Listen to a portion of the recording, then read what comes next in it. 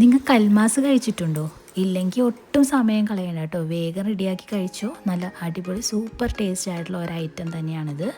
ഇതിൻ്റെ മാവ് റെഡിയാക്കാൻ വേണ്ടി ഞാൻ അരിപ്പൊടിയിലേക്ക് കുറച്ച് ഉപ്പും വെളിച്ചെണ്ണയും കൂടി ഒഴിച്ചു കൊടുത്തിട്ടുണ്ട്. ഇനി തേങ്ങയും ചെറിയുള്ളിയും വലിയ ജീരകവും കൂടി ഒന്ന് ചതച്ചതിന് ശേഷം ഇതിലേക്കിട്ടൊന്ന് മിക്സ് ചെയ്ത് കൊടുത്ത് നല്ല തിളച്ച വെള്ളം ഒഴിച്ച് നമ്മൾ ഇടിയപ്പത്തിനൊക്കെ കുഴക്കുന്നത് പോലെ ഒന്ന് നല്ലതുപോലെ ഒന്ന് കുഴച്ചെടുത്ത് കുറച്ച് നേരം ഒന്ന് റെസ്റ്റ് ചെയ്യാൻ വെക്കാം കേട്ടോ. ഇനി ഇതിൻ്റെ ഫില്ലിങ്ങിനായി ഒരു പാനിലേക്ക് കുറച്ച് വെളിച്ചെണ്ണ ഒഴിച്ച് 3 സവാള കൊത്തി അരിഞ്ഞതും ഇഞ്ചി വെളുത്തുള്ളി പച്ചമുളക് ചതച്ചതും കൂടി ചേർത്ത് നല്ലതുപോലെ ഒന്ന് വഴറ്റി കൊടുക്കുക കേട്ടോ. ഇനി അതിലേക്ക് കുറച്ച് മുളക് പൊടി മഞ്ഞൾപ്പൊടി കുരുമുളക് പൊടി ഇട്ട് നല്ലതുപോലെ വഴറ്റിയതിന് ശേഷം ഞാൻ ഇതിലേക്ക് മീനാണ് കേട്ടോ ചേർത്ത് കൊടുക്കുന്നത്.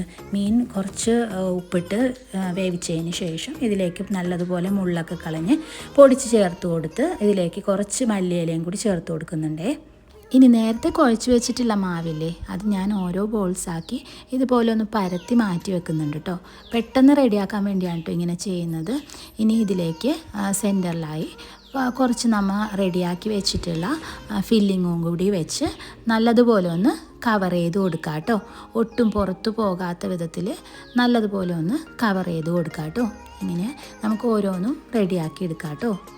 ഞാനിപ്പോൾ ഉന്നക്കേൻ്റെ ഷേപ്പിലാട്ടോ ഉണ്ടാക്കിയെടുക്കുന്നത്. നമ്മൾ ഓരോന്നും റെഡിയാക്കുമ്പോഴും കുറച്ച് വെളിച്ചെണ്ണ ഒന്ന് കയ്യിൽ പുരട്ടിയതിന് ശേഷം വേണം കേട്ടോ റെഡിയാക്കിയെടുക്കാൻ. ഇന്ന് നമുക്കിതൊന്ന് സ്റ്റീം ചെയ്തെടുക്കണം. റെഡിയാക്കിയിട്ടുള്ള ഓരോ കൽമാസും ഞാനൊരു വാഴല വെച്ചതിന് ശേഷം കേട്ടോ സ്റ്റീമറിലേക്ക് വെച്ച് കൊടുക്കുന്നത്. അപ്പോൾ നമുക്കിതൊന്ന് താഴെ ഒട്ടാതെ നല്ല പെർഫെക്റ്റ് ആയിട്ട് കിട്ടും കേട്ടോ.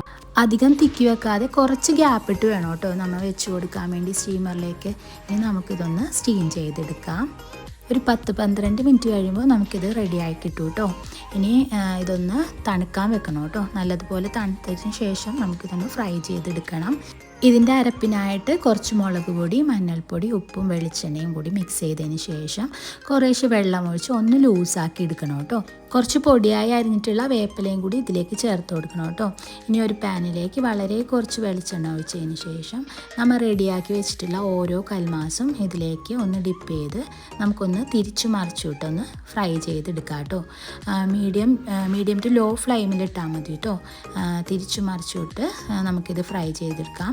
ഫ്ലെയിം കൂട്ടി വെച്ചാൽ ഈ അരപ്പ് കരിഞ്ഞു പോകാൻ ചാൻസ് ഉണ്ട്. അപ്പോൾ തീരെ ഫ്ലെയിം കുറച്ച് വെച്ചിട്ട് മതി കേട്ടോ ഇത് റെഡിയാക്കിയാൽ മതി.